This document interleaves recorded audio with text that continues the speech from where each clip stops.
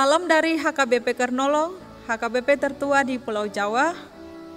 Malam ini sebelum kita memasuki peraduan malam, marilah kita sejenak mendengarkan firman Tuhan, kita berdoa.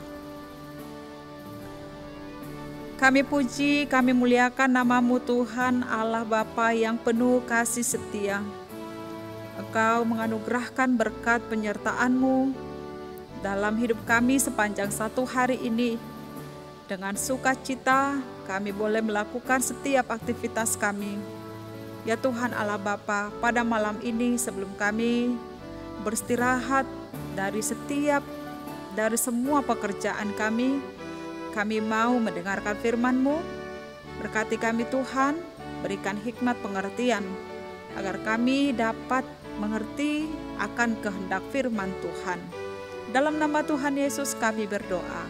Amin. Firman Tuhan yang menjadi renungan bagi kita pada malam ini yaitu dari Galatia 1 ayat 11 hingga ayat 24. Ayat pembimbing renungan ayat 15 sampai 16. Begini firman Tuhan.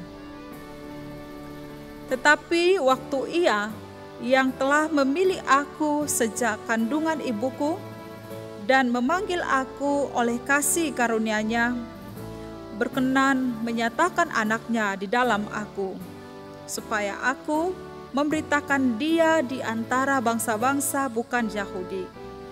Maka sesaat pun aku tidak minta pertimbangan kepada manusia. Demikian firman Tuhan. Ia yang telah memilih aku. Sahabat renungan malam Shalom yang dikasihi Tuhan Yesus Kristus, sebelum Paulus percaya dan menerima Tuhan Yesus dalam hidupnya, ia dikenal di dalam agama Yahudi sebagai orang yang lebih maju di antara sebayanya. Ia sangat rajin memelihara adat istiadat nenek moyangnya, dan ia sangat tunduk dan taat kepada hukum Taurat. Ia hidup di tengah-tengah Yahudi yang sangat ketat dengan ajaran hukum Taurat. Namun, ia hidup menjadi seorang penganiaya pengikut Kristus. Ia menyiksa, ia membunuh, ia berusaha membinasakan orang-orang Kristen. Namun suatu ketika hidupnya berubah total sejak ia berjumpa dengan Yesus dalam perjalanan menuju Damsyik. Yang pada awalnya ia berencana mengejar orang Kristen, tetapi ia ditangkap oleh Tuhan. Dalam perjumpaan itu, Paulus berubah total dari hidupnya yang jahat, dari hidupnya yang suka menganiaya orang Kristen. Kini ia menjadi seorang pemberita Injil. Ia menjadi seorang pemberita tentang Kristus Yesus. Bagaimana mungkin seorang penganiaya, bagaimana mungkin seorang penjahat yang dahulunya adalah mengejar atau membinasakan orang Kristen, tetapi sekarang dipakai Tuhan untuk menjadi pemberita Injil? Apakah ada orang yang mau percaya kepadanya? Apakah ada orang yang mau menerimanya? Dalam hal ini Paulus memberi jawaban dan alasan tentang hal itu. Kita dapat melihatnya melalui renungan ini yang mengatakan, tetapi waktu ia, maksudnya ketika Yesus, ketika Kristus, yang telah memilih aku sejak kandungan ibuku dan memanggil aku oleh kasih karunia-Nya, berkenan menyatakan anaknya di dalam aku, supaya aku memberitakan Dia di antara bangsa-bangsa bukan Yahudi. Maka sesaat pun aku tidak minta pertimbangan kepada manusia. Sekalipun hidupnya yang dulu adalah seorang penganiaya, namun ketika telah berjumpa dengan Yesus, ia menjadi pemberita Injil. Apakah ada orang yang menerimanya? Keraguan ini, keraguan daripada orang banyak terhadap kehadirannya dalam memberitakan Injil.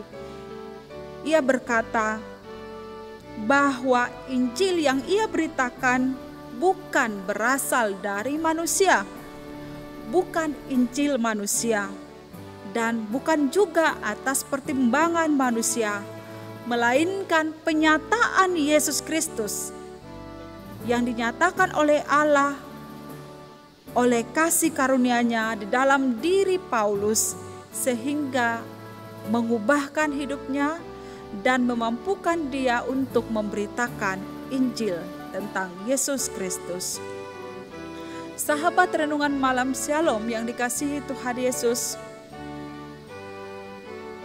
masa lalu kita mungkin seperti Paulus, di mana yang dahulu belum mengenal Kristus, belum mengenal kebaikan-kebaikan dan kasih karunia Kristus, maka sangat sulit bagi kita untuk memberitakan tentang Injil Kristus.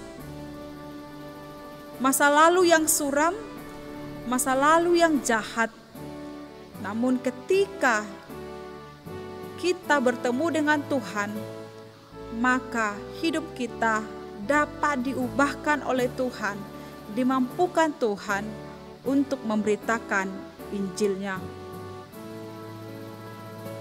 Bapak Ibu Saudara yang terkasih, demikian juga Paulus, masa lalu yang penuh dengan kejahatan, masa lalu yang suram, namun dalam pertemuannya dengan Tuhan, ia mampu memberitakan Injil.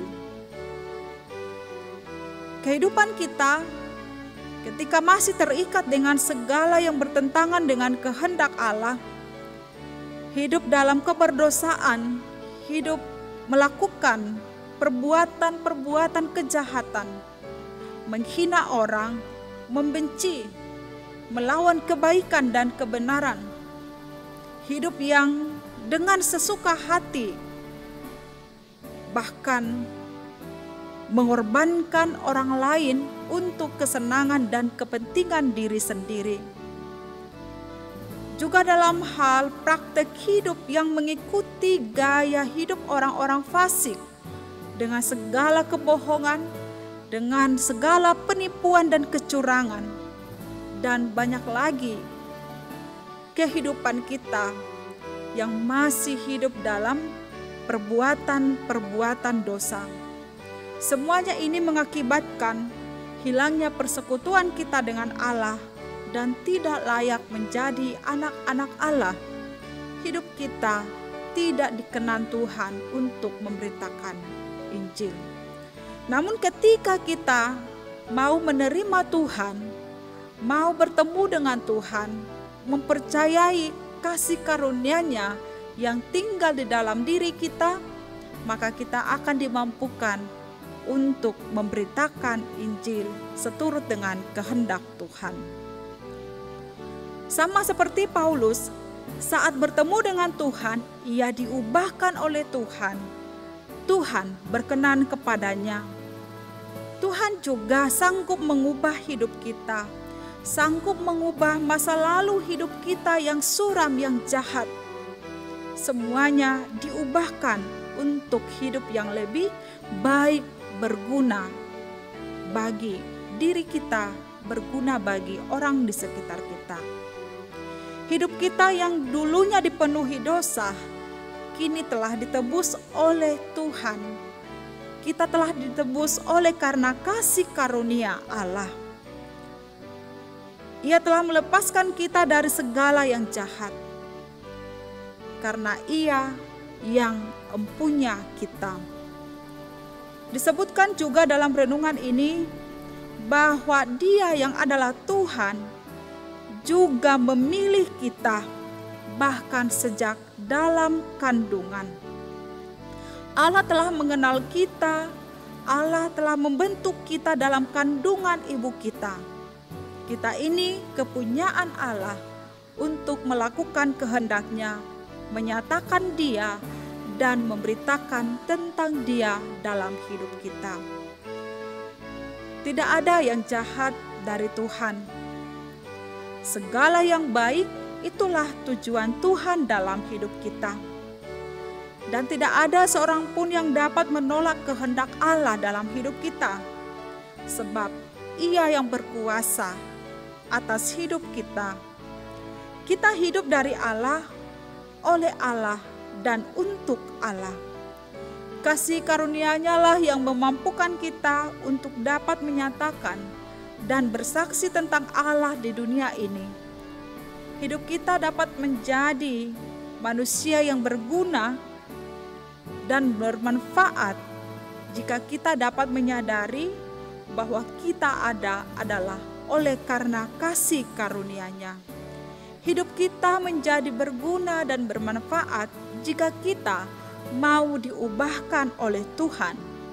Jika kita mau melepaskan diri kita dari segala dosa dan jahat, dan kita mau mengikuti kehendak Tuhan yang bekerja dalam hidup kita masing-masing. Karena itu marilah kita hidup bersekutu dengan Allah, dekat dengan Allah, hidup dalam iman dan ketaatan demi kemuliaan-Nya.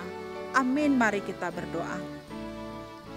Terima kasih Tuhan atas firman-Mu yang kami dengarkan pada malam ini, yang memberikan kami keteguhan iman bahwa Engkaulah yang memilih kami dan menetapkan kami untuk dapat memberitakan Injil Tuhan di tengah-tengah kehidupan kami. Engkau Tuhan yang membentuk kami dan mengenal kami sejak dalam kandungan, dan Engkau juga yang memakai kami, memperkenankan kami untuk menjadi alat-Mu memberitakan tentang Tuhan, kebaikan Tuhan, karya-karya Tuhan yang begitu besar, yang begitu berkuasa dalam hidup kami. Biarlah kiranya Tuhan, ketika kami boleh mengenal kasih karunia-Mu yang telah Engkau anugerahkan bagi kami mampu melakukan kehendak-Mu. Dalam Kristus Yesus, Engkau mampukan kami. Ya Allah, pada malam ini kami mau beristirahat, membaringkan diri di tempat tidur. Sertailah kami. Dalam nama Tuhan kami berdoa. Amin. Anugerah Tuhan Yesus Kristus, kasih setia Allah Bapa, dan persekutuan dengan Roh Kudus menyertai kita sekarang sampai selama-lamanya. Amin.